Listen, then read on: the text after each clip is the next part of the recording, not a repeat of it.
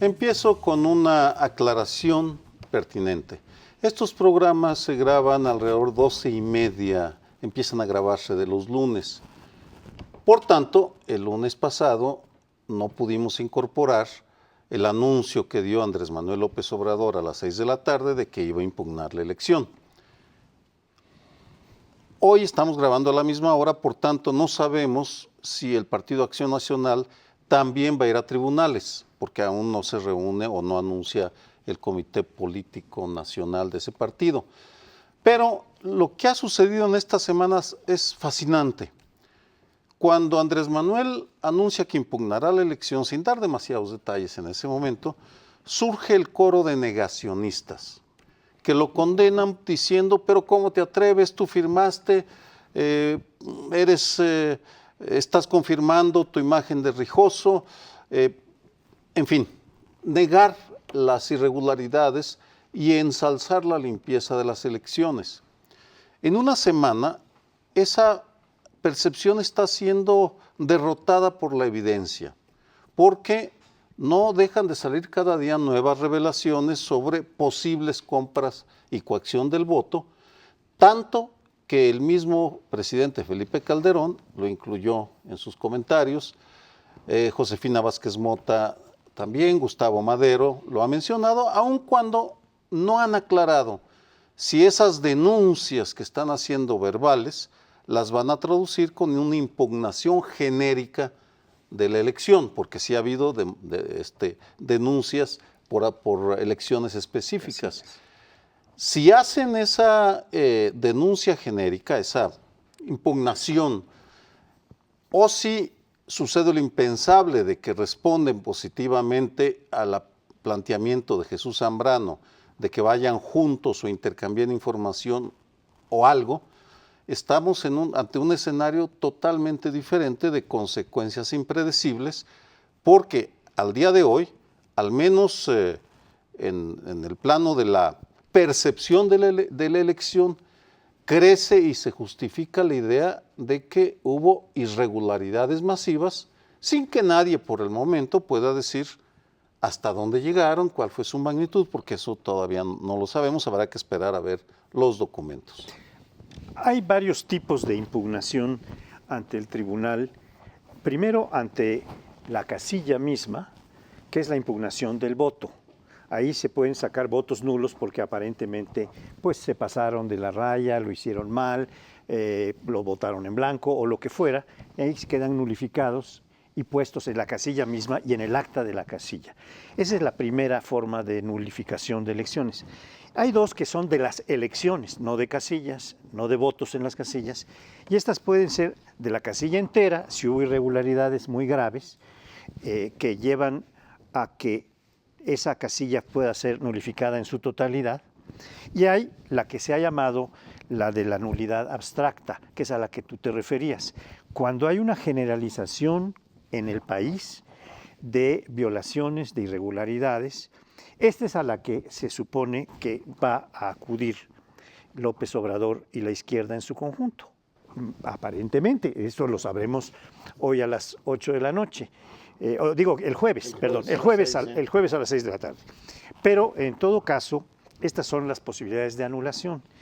Yo veo que existen una enorme cantidad de irregularidades o de indicios de irregularidades, como tú bien decías, Sergio, pero que será muy difícil probar una anulación, una cantidad de causales generalizadas como para anular 3 millones de votos, o por lo menos el 25% de las casillas, que serían lo que daría pie a la anulación de las elecciones en su conjunto. Eso es jurídicamente hablando. Ahora, políticamente hablando, esta impugnación que se ha hecho, porque se ha hecho en términos políticos en primer lugar, y ahora va a llegar a sus consecuencias jurídicas ante el tribunal. El IFE ya terminó su tarea, ya hizo el recuento tal como está dispuesto y no ha cambiado sus conclusiones.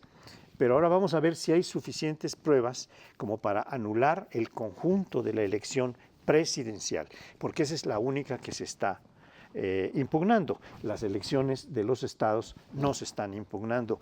Bueno, algunas sí. Yo vengo del estado de Yucatán, donde el PAN también ya anunció que va a impugnar la elección de gobernador. En Tabasco y en Morelos, en donde no hubo triunfo de la izquierda, no hay ningún anuncio de impugnación del PRI, que sería el que sería impugnado. En fin, este es el panorama que yo creo viene, y es una gran dificultad la de poder probar para anular 3 millones de votos o para anular el número de casillas, 25% de las casillas en todo el país, que permitan que se aplique la nulidad abstracta, como se llama jurídicamente. Ya me hiciste dudar, según yo la nulidad abstracta ya no está, digamos, entre las posibles resoluciones por la discusión, ¿te acuerdas de las elecciones en Tabasco y en Colima? Es decir, a ver, ¿por qué razón se puede anular una elección? Y se suponía que los partidos profesionalizaban sus equipos de abogados, sus observadores, para ir presentando elementos que efectivamente pudieran, ¿cómo se llama?, acreditar que hubo irregularidades. Pero bueno, lo dudo, digamos, lo dudo, no estoy seguro de que pueda recurrir el tribunal en estos momentos a la nulidad abstracta. Lo que sí creo es que hay un conjunto de irregularidades. ¿Me permites una aclaración? Sí. La nulidad abstracta es una interpretación, no está prevista como tal, así de que cuando se pasa las... Pero no se puede anular una elección por nulidad abstracta. Sí se puede. ¿Ah, sí sí? se puede. Bueno, yo creo que sí se puede. Entonces, te dije yo que lo dudaba. Entonces, si tú estás seguro, así es. Pero es una interpretación muy riesgosa que tiene que hacer el tribunal. Eso exactamente, que fue en esas dos y dijeron, bueno, ¿y por qué lo anula? Dijeron, es abstracto, son un conjunto de causales que determinan que la calidad de la competencia no se dio. Yo creo que estamos ante una elección de ese tipo. O sea, lo que se puede acreditar es que efectivamente no hubo un principio de equidad. Por lo menos compartido por las oposiciones. Yo creo que lo que decía Sergio es cierto. En un momento se le dice a López Obrador, ¿por qué va a impugnar? Y poco a poco le va quedando claro a todo el mundo, uno, porque es su derecho, porque así está establecido en las leyes. Vamos a ver la calidad de la impugnación.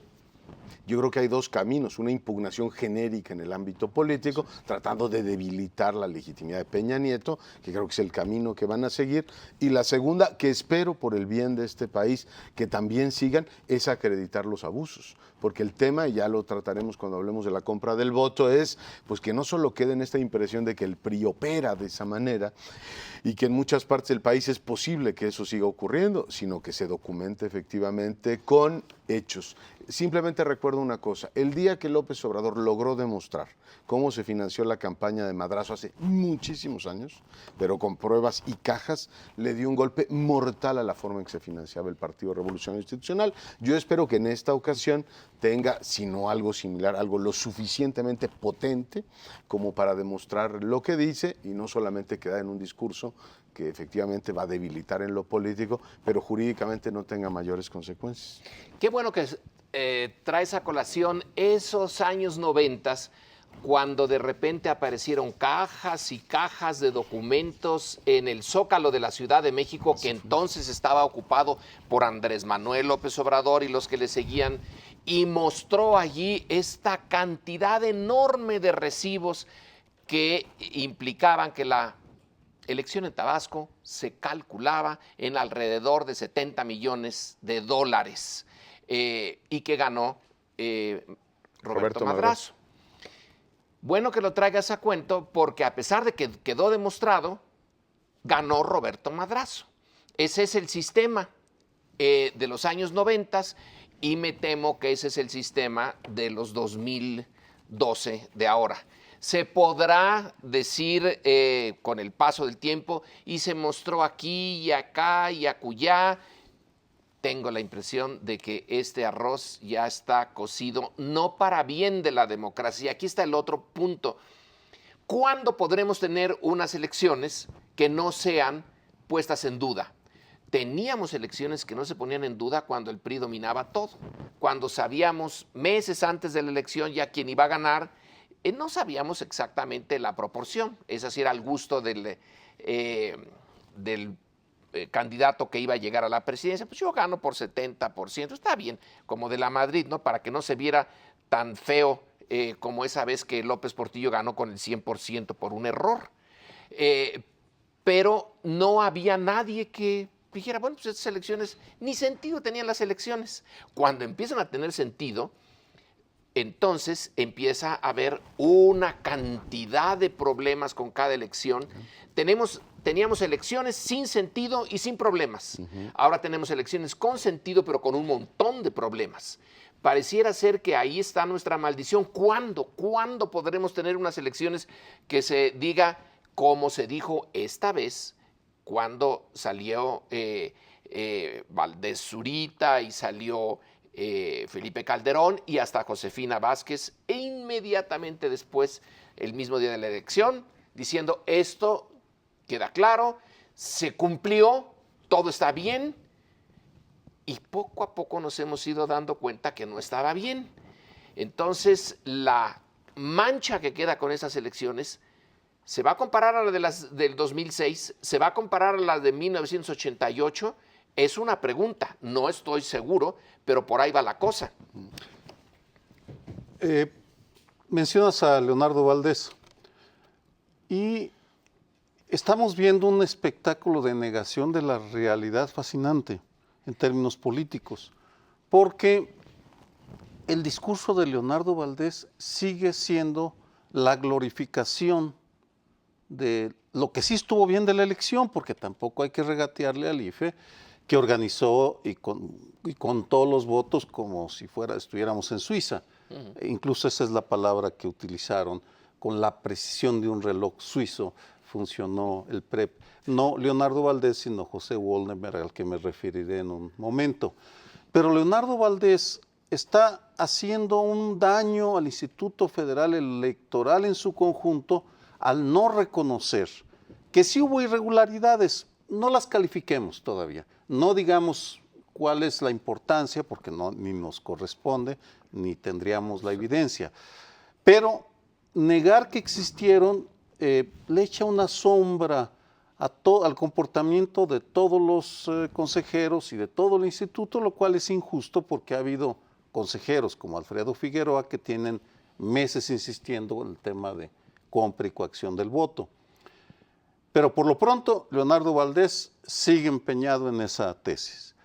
Luego están colegas académicos extraordinariamente respetables, y me voy a referir a José Wollnemer brevemente, que el miércoles pasado en el Colegio de México hizo un análisis resaltando todo lo positivo de la elección, pero no menciona en una sola ocasión la compra y coacción del voto. En todo el discurso, y lo transcribí y lo leí con enorme cuidado para asegurarme, no menciona. Al día siguiente lo incluye de pasada en su columna para Reforma, pero lo que estamos viendo es una resistencia, primero a reconocer y luego a debatir, porque si los colegas que piensan diferente no aceptan la posibilidad, es imposible que se entable un diálogo, y parece que entonces estamos en dos paralelos simultáneos, el del sospechosismo y el del negacionismo. Yo creo que los colegas pueden opinar lo que quieran. Yo lo que creo es que el Instituto Federal Electoral y el Tribunal nos debe a todos los ciudadanos una explicación de tres cosas que me parecen fundamentales. Una, si se dio la compra o coacción del voto. El presidente dijo, no es un asunto solamente de monto o de tamaño o del número de casillas que pudieron haber ganado con eso. Es un problema de principio, y yo creo que el IFE nos debe eso. Dos, nos debe el rebase de topes de campaña. Independiente de lo que opinen todos los colegas, nos tiene que demostrar efectivamente que no se rebasaron los topes de campaña. Y tres, Sergio, un tema delicadísimo, que no haya habido dinero del crimen organizado en ninguna de las campañas. Yo creo que eso, independientemente de lo que opine todo mundo, las autoridades nos lo tienen que dar. A mí me gustaría aclarar un poco más lo jurídico. Si interpretamos el artículo 41 bien, puede darse la nulidad abstracta. Si no, hay que ir a la ley de medios de impugnación, que en el artículo 75 bis dice que se puede, con el 25% de las casillas que se hubieran anulado, anular el conjunto de la elección. Fascinante, como ven, esta discusión que continuará, pero tendrá que ser en otro momento porque ahora nos vamos. Bueno, y les propongo que en este segundo bloque analicemos cómo queda el Congreso. Ya hablamos de la presidencial. Es interesante ver que una de las consecuencias directas del error de las encuestas que daban a Peña Nieto, algunas de ellas hasta 47 puntos, fue que no tuviera el PRI mayoría absoluta, o a lo mejor, lo pongo como interpretación, muchos ciudadanos haciendo eco de esto de que las encuestas son la primera vuelta en México o equivalen a la primera vuelta, dijeron, a ver, ¿queremos realmente un Peña Nieto con mayoría en las cámaras? Y hayan decidido poner al PRI por debajo de lo que hoy tiene. Yo creo que es interesante ver cómo se va a comportar el revolucionario institucional.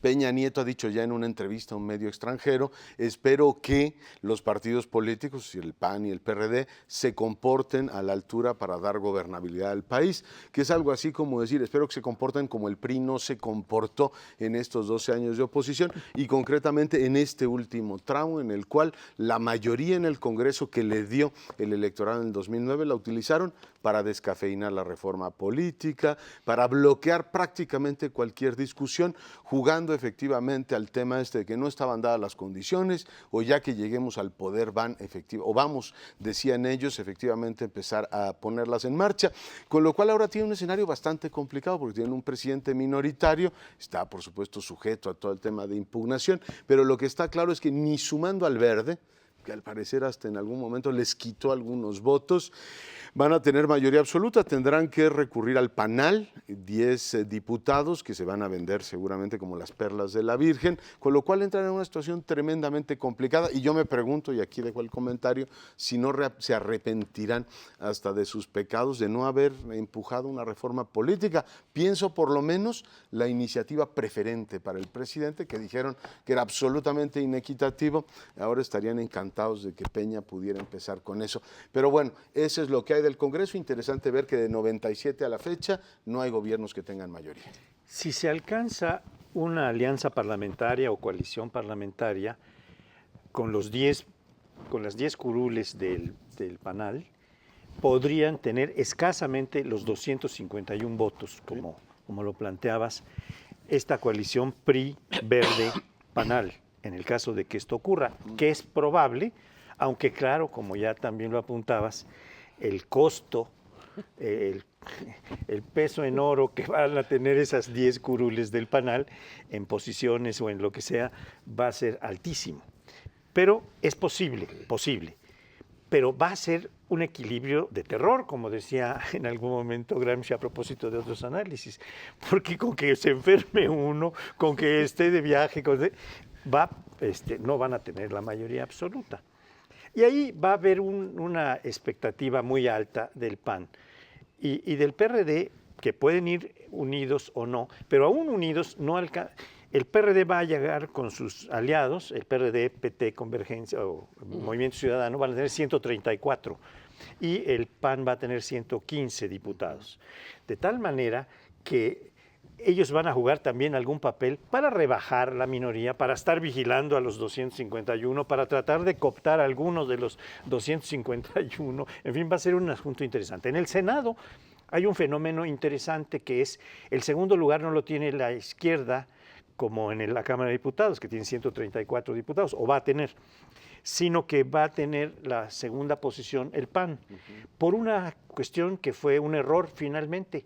El PAN, el PRD, el PRI y el Verde estuvieron aliados en muchos estados, pero no en 8. Estos 8 en los que no estuvieron aliados no ganaron las elecciones otros partidos para senadores. Ese fue el caso típico de Yucatán, en donde no había alianza para gobernador PRI-Verde, de tal manera que los senadores de mayoría, los 2 senadores de mayoría los gana el PAN, no los gana el PRI. ¿Y primera minoría el PRI? Primera minoría el PRI, solo lleva una diputada. El PRD en Yucatán casi no existe, la izquierda sacó el 5% del total de los votos, es una de las entidades donde más baja votación tiene. Pero el Senado va a ser otro escenario interesante, de tal manera que el PAN va a poder jugar en gran medida y también va a poder vender, no en términos de precio, sino en términos de reformas y esto, que es lo que está preanunciando. El anuncio de Josefina Vázquez Mota y el de Madero de hoy es, vamos a ver que no regresemos, vamos a ver que no se vaya para atrás, que no llegue el autoritarismo o que se hagan las reformas. Estas son las fraseas que está haciendo el PAN y que yo creo que reiterará hoy Ahora, ¿cuáles son las reformas importantes? Ya las sabemos, se han dicho en todos los tonos, la laboral, la energética, la fiscal. En todas ellas, el PAN y el PRI tienen una visión similar. Si quitamos lo que se puede decir como berrinche, rencor, algo así de que el PAN diga, me la hicieron a mí durante tanto tiempo, durante 12 años, ahora yo se las hago a ellos. Okay. Pero en política creo que eso no va a funcionar mucho. En cambio, los intereses sí. El PAN puede decir, a mí me interesa tanto desmantelar Pemex, que se abra esto, que venga la competencia y la inversión privada, etcétera, que va a encontrar el PRI y el PAN van a encontrar en momentos críticos, en momentos importantes, que en realidad tienen la misma visión de las cosas. Yo, por tanto, propongo que en el Congreso, en las cosas importantes, las dos derechas van a coincidir, la derecha panista y la derecha priista, y que tienen ganado si su interés no es tanto el partido mismo y la venganza, sino abrir lo que ellos llaman la modernización, que yo lo llamaría de otra manera, entonces no veo que vaya a tener mucho problema. Una acotación a la información que diste, Francisco José. El Universal de hoy saca un cálculo diferente, porque dice que por la anulación de 1 millón de votos del PRI o del Verde, se quedan en 250 nada más. Por supuesto, habrá que esperar para verificarlo, pero en todo caso no es de detalle. Es justo, no tendrían mayoría, vamos, hipotéticamente. Ya en los comentarios de fondo sería el primero. Si uno revisa el comportamiento del PRI o de Enrique Peña Nieto como gobernador, compraron diputados del PAN y del PRD durante el sexenio en el Estado de México. Es decir, pues ¿cuánto cuesta tu lealtad, querido amigo? Una concesión o dinero en efectivo. Y de esa manera obtuvieron una cómoda mayoría en el Congreso del Estado de México, sobre todo porque cuando llega Peña Nieto no tenían mayoría en el Estado de México. Independientemente de que veamos la consistencia ideológica de un buen número de compañeras y compañeros que llegaron al Congreso con las siglas de la izquierda, me parece que lo que está pasando en el Congreso abre el espacio para la incidencia de la ciudadanía a niveles sin precedentes. Los grupos ciudadanos interesados tendrán la posibilidad de aprovecharse de esos resquicios, porque tienes razón, va a ser un equilibrio permanente. Pues si se enferma alguien, pues te aseguro que lo llevan en camilla y con oxígeno para que apriete el dedo, ya ha pasado.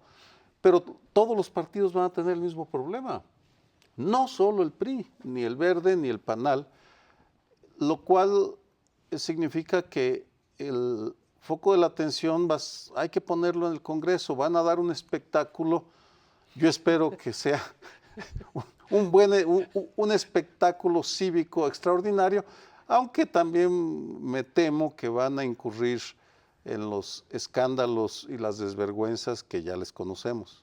Habrá que ver, efectivamente podemos volver a una situación como la del 97, en la cual la oposición tenía apenas, digamos, la mayoría para controlar el Congreso, y el PRI intentó que no ocurriera. Claro, en aquella época el PRI tenía a Ricardo Monreal y Arturo Núñez, curiosamente los dos estaban en aquel episodio del 1997 impidiendo que la oposición tomara el control de la Cámara. Esa va a ser la primera batalla, y ver si la oposición entra en una lógica, digamos, de controlar o mandarle un mensaje a Peña Nieto de aquí hay un poder constituido. La segunda es cómo van a operar las fracciones. Yo creo, igual que dice Lorenzo, que el PAN va a votar en lo económico, el conjunto de, digamos, cambios que la derecha digamos, revolucionaria, por llamarla de alguna manera, está planteando, que sea contradictorio el término. Y por otro lado, la izquierda tiene el gran dilema de ver si operará como bancada o ocurrirá lo mismo que en 2006, donde el PRD era la bancada más importante, pero las bancadas del PT y Convergencia podían alternativamente funcionar como bancadas obradoristas, es decir, directamente siguiendo ¿cómo se llama?, la línea de Obrador, o concertadamente. Lo que vimos en 2006 es que se fracturaron de una manera bastante ineficaz para los propósitos de representación que tienen, y a todos los efectos el PRI, que fue la tercera fuerza, se coló como segunda fuerza, con las consecuencias que hoy vemos. A mí me gustaría aclarar esto de los cálculos. Efectivamente, yo me basé en el cálculo que publica Reforma y el Universal, que es de 251 Claro. con el Panal, y el Universal le da 250. De todas maneras, vamos a tener un equilibrio de terror en cualquiera de los dos. Claro, pues sí, tiene las Está muy impugnaciones, sí. cercano, son cálculos, todavía no se ha pronunciado exactamente la proporción de bancas que van a tener en el Senado y en diputados, todos, pero está por allí, está muy cerca de ahí. Oye, Sergio, dices que ahora la ciudadanía va a tener un espacio, pero pues la corrupción lo va a tener también. Claro. Y yo creo que hay aquí una experiencia más de los corruptos que de los ciudadanos. Así que con este Congreso tan dividido, me temo que las oportunidades van a ser para los que son maestros en el arte y que llevan muchos años, y la pobre ciudadanía apenas si vamos a empezar a entender cómo nos podemos hacer presentes en el poder legislativo. Y esa será la toma 2 de la compra del voto, ¿no? Sí, tienes toda la razón. En todo caso, quería ser un poco optimista, y no decir todos o el 80% son corruptos, un buen porcentaje lo son, sino que quienes analizamos la realidad política de manera profesional tenemos que fijarnos más en el Congreso. Eso creo que sí estaríamos de acuerdo todos. Sí, el Congreso como un poder que ahora va a tener una oportunidad nueva, ¿no? de quitarse el estigma que tiene. Un dato adicional, el PRI perdió entre la anterior legislatura 61 y la 62 30 diputados. Ahora va a tener 207 y tuvo 237. ¿Por qué pasó esto? Porque fueron aliados solo en 199 de los 300 distritos con el Verde. Si hubieran ido en los 300 o algo más cercano a los 300, tal vez hubieran ganado muchos votos para volver a alcanzar una cifra cercana. Pero esto es lo que está dejando que este equilibrio de fuerzas se pueda dar en alguna medida, y también va a incrementar el costo. Y yo sostengo, digo, no lo puedo demostrar ahora, pero por jugar al wishy-washy con esto de tenemos mayoría, pero no decidimos nada, que eso la gente los cobró. Le dijeron, en 2009 les dimos la mayoría y no sirvió para sirvió para bloquear un montón de cosas. Pero bueno, nos tenemos que ir, regresamos en un instante, no nos deje. Bueno, pues ahora vamos a tratar algo que es tan viejo como la política democrática. Bueno, no lo sé. No sé si en la Grecia clásica los votos se compraban. No soy tan conocedor de esto, pero ya en Roma, vaya que si se compraba los votos. Entonces tenemos allí un par de milenios de esta tradición que se hizo bien sólida en el siglo XIX, en las familias más decentes, como sería la británica o la norteamericana, hay casos vergonzosos de compra de votos. En esta elección del 2012, siglo XXI mexicano, tenemos que en los primeros momentos después de que cerraron las urnas, se dijo que había sido limpia, impecable, que estaba rechinando de limpia. Y conforme pasan las horas y luego los días, nos vamos enterando de que hubo una buena cantidad de maniobras para comprar votos desde diferentes técnicas, algunas muy electrónicas, otras muy a la antigua de darle el dinero contante y sonante. ¿Qué efectos tiene esto que estamos viendo ahora, que la prensa ha documentado, sobre la naturaleza de la elección, sobre la legitimidad, sobre la legalidad de la elección? Vamos a discutirlo Yo creo que son decisivos. Bueno, su modestia lo lleva a decir que no sabe si en la antigua Grecia se compraban votos. Sí se compraban. Yo creo que hay un ensayo de Fisichella, pero no me alargo en Grecia, hablo del México de hoy. Yo creo que se compren votos no es un problema tan grave si tú llegas con un individuo y le dices, oiga, yo le voy a dar tanto a usted y vota usted por mí. Es, digamos, un asunto entre el elector y digamos, el votante.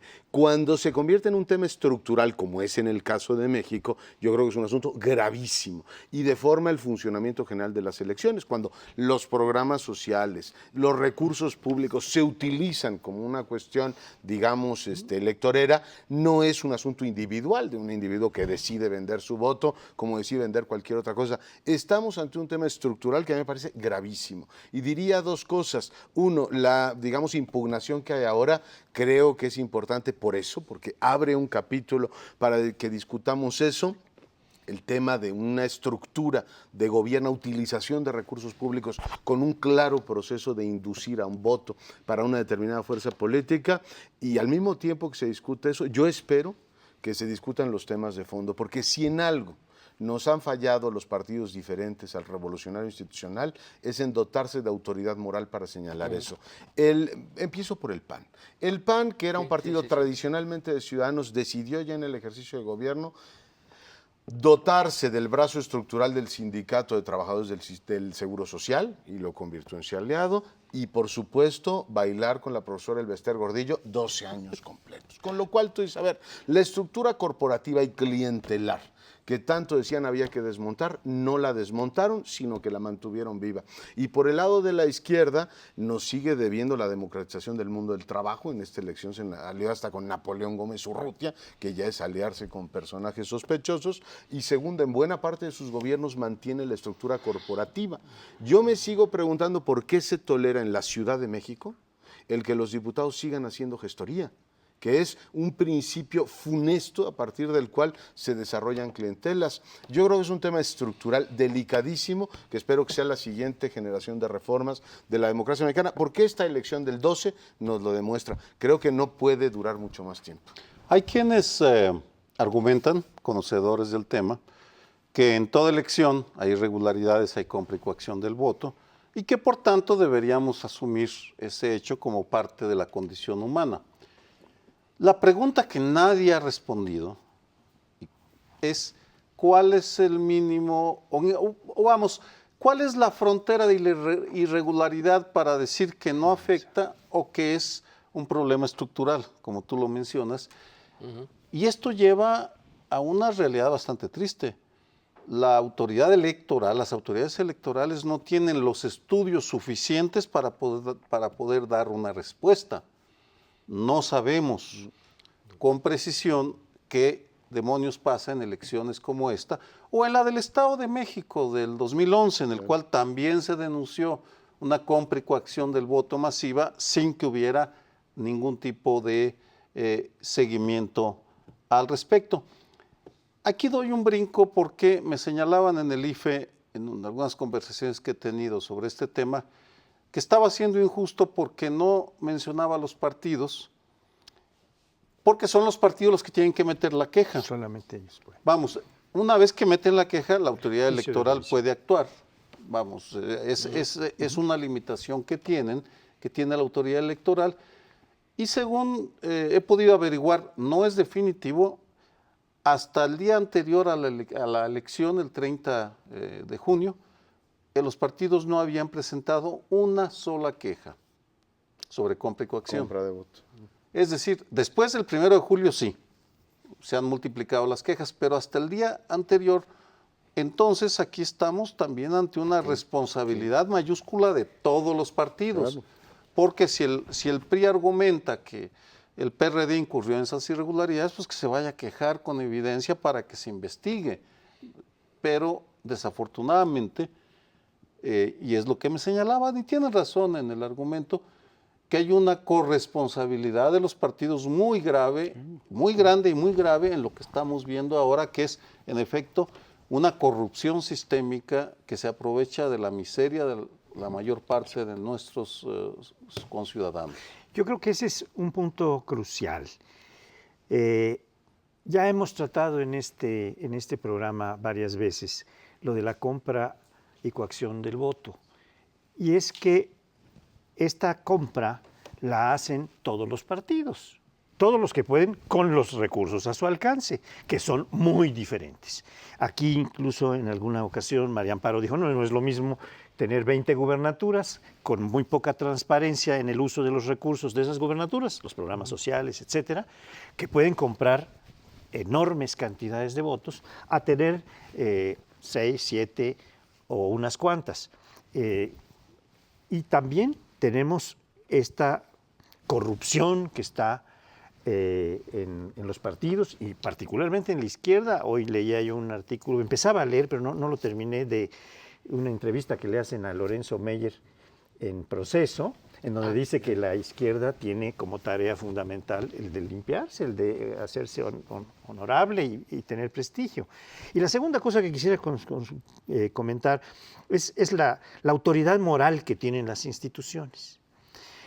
Volviendo al punto, y para ya no hablar de nulidad abstracta, sí podemos hablar de la interpretación de si se violaron o no, en forma generalizada, los principios que establece el artículo 41 de la Constitución por el Tribunal Electoral del Poder Judicial de la Federación, que tiene capacidad para hacerlo, pero tendrá suficiente autoridad moral para arriesgarse a echar abajo unas elecciones. Yo creo que no.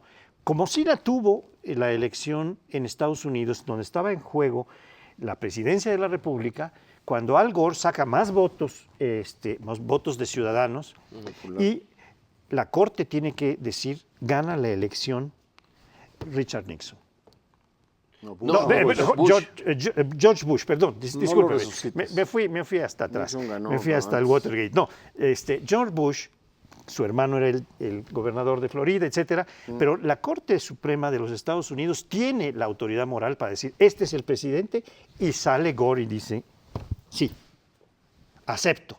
Esto es lo que nos está faltando en México, una solidez de las instituciones como para poder... Primero que se ganen el respeto los tribunales y la autoridad, y luego que nos exijan que les aceptemos. Perdóname, porque es muy sencillo que nos digan, la majestad del Instituto Federal Electoral, gánense la autoridad, no se las vamos a regalar. Y no nada más del instituto, de la Corte. Ahora, qué curioso que tome Francisco José como un punto interesante esa Corte que dijo, bueno, el que tuvo más votos es el que no gana, No es precisamente... No eran votos electorales, eran votos...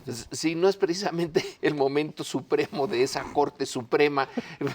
Yo lo vi aquello como, a mí no me engañan. Pero a ver, Leonardo, tú dices, si alguien decide, yo vendo mi voto porque me da la gana, dices, esa parte no es tan grave como yo como sindicato les vendo los votos de mi sindicato y ahí les van 1 millón.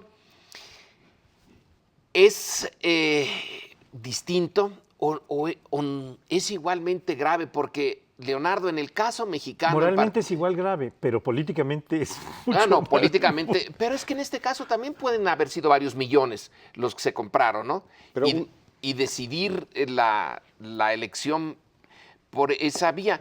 Pero si alguien vende su voto individualmente, en una circunstancia como esta, en donde las clases populares han tenido una caída en su nivel de vida, ya sabemos que hubo en este sexenio un aumento de pobres, ¿no? ¿De cuántos fueron? Que 10 millones, 12 millones de pobres, etcétera. El sistema hace los pobres, en buena medida.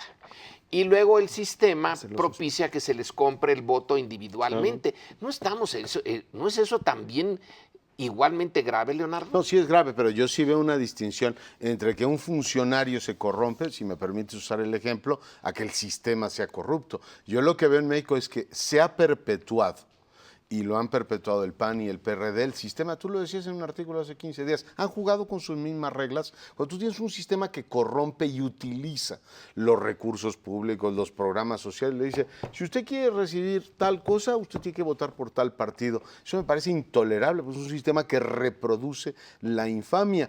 Igual que digo eso, digo el tema de los sindicatos, que no necesariamente es una compra en sentido estricto, pero no se ha democratizado el mundo del trabajo en México. Seguimos teniendo pesar de estos años de sistema, digamos, más pluralista y más abierto, un verticalismo impresionante en el mundo del trabajo. Yo sí veo la diferencia cuando es estructural y creo que es el gran tema de las elecciones que vienen, del sistema en general. Este asunto lo vamos a seguir tratando muchas veces, desafortunadamente, en el futuro, pero en este momento nos vamos. No se nos vaya usted. Para tratar este asunto de la cultura política, yo dije de los mexicanos, pero en realidad la cultura política la tienen distintos sectores, una cultura distinta, diversa también, de otros. Hay cultura política muy súbdita, hay sectores que ya tienen una conciencia bastante amplia.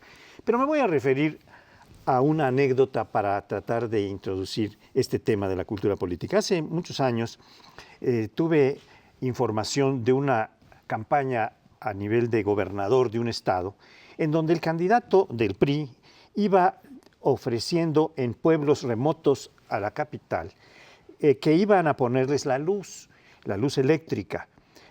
En el discurso decía, les pondré la luz, y seguía otro pueblo que tenían cientos de años o miles de años sin luz eléctrica, ¿no? Cuando regresaba por ese mismo camino, la Comisión Federal venía detrás del candidato, iba poniendo los postes, iba metiendo la luz. Y hacía un verdadero milagro bíblico, porque llegaba a los pueblos en la noche y la luz se había hecho, y la luz se hizo, como en el Génesis, ¿no? Como en la Biblia. Y era una aclamación del candidato, porque imagínense pueblos con los calores que hay en estos lugares en donde yo vi estas escenas, aclamando a un candidato que les había hecho literalmente la luz, se las había prometido, y 8 días después, cuando regresó por ese camino de la gira, la luz se había hecho.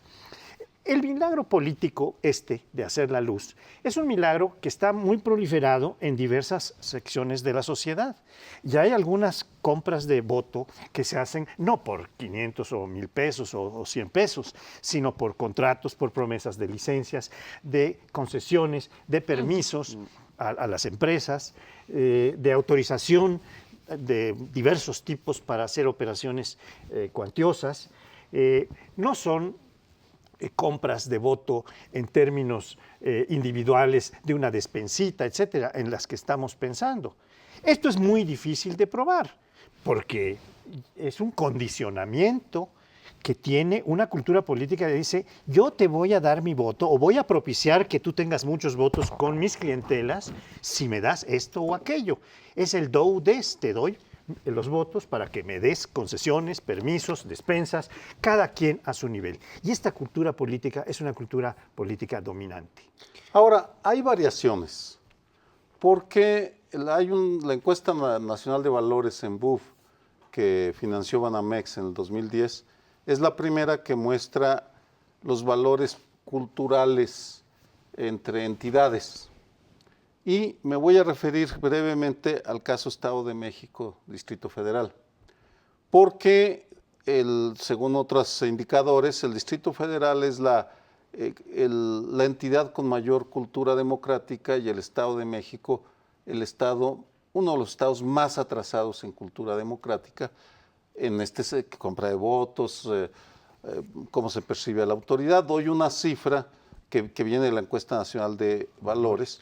Los que vivimos en la capital somos muy criticones y solo casi 6% le creemos a la televisión.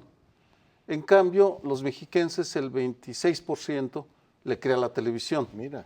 Como un indicador de la variación. En consecuencia, dado que Enrique Peña Nieto viene del Estado de México, es muy mexiquense en su cultura, pero estará en la capital, sostengo como hipótesis que estoy desarrollando un texto más grande, que veremos un choque de culturas políticas, porque no es posible construir una muralla que divida a las dos entidades como en Israel, por tanto, será inevitable este choque de culturas que habrá que, me temo, vivir, porque quienes estamos en el mundo de la cultura, pues tendremos que, no quiero decir padecer, pero sí sufrir las consecuencias de que ahora va a gobernar este país, lo van a querer gobernar tal vez con sus usos y costumbres que no son precisamente democráticos. Ahora, esta cultura mexicana, lo comentábamos Sergio y yo en un par de ocasiones distintas,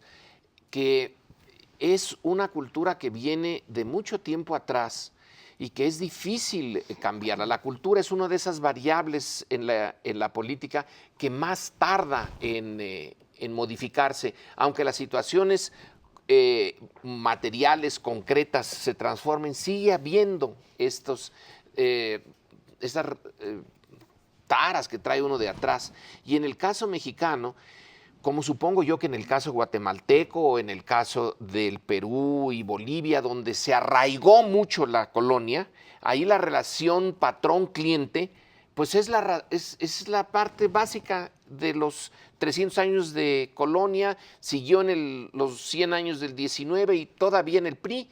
Entonces, cuando a alguien le dan algo, en este caso la luz, por ejemplo, como decías, o le dan la tarjeta del supermercado, no necesitan estar vigilando que realmente vote por quien le dio la tarjeta, sino que hay una conciencia de reciprocidad. Si tú me diste y yo lo acepté, es mi obligación moral la reciprocidad. Tengo que votar por el partido y sí cumplen. Sí, claro. No era necesario...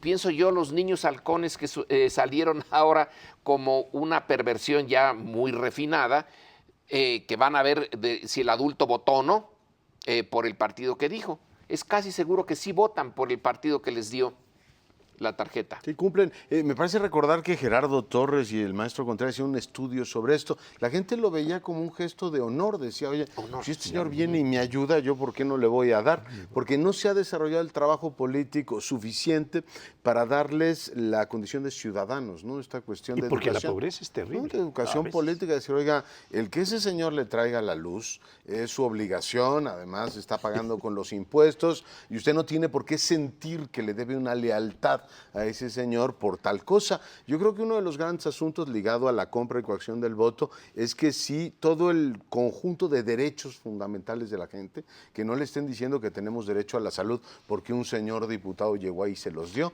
Esta descolorización de los programas sociales que se llevó con mucha seriedad hasta el 2000 y después, Sergio, tengo la impresión de que abandonamos, me acuerdo un texto del PNUD con este tema, cuando a nivel nacional el gobierno tenía la hegemonía, se ha soltado y creo que hoy por hoy con 50 y tantos millones de pobres es prioritario la idea de una formación de ciudadanía que pasa por blindar el tema de los derechos. Y oiga, esto no se los trae ningún milagro político, son los derechos, se derivan de ser nacional de este país. Bien dicho, bien puesto y totalmente de acuerdo. Solo para añadir, si en ámbitos como los nuestros es difícil ejercer la ciudadanía a plenitud, ¿por qué?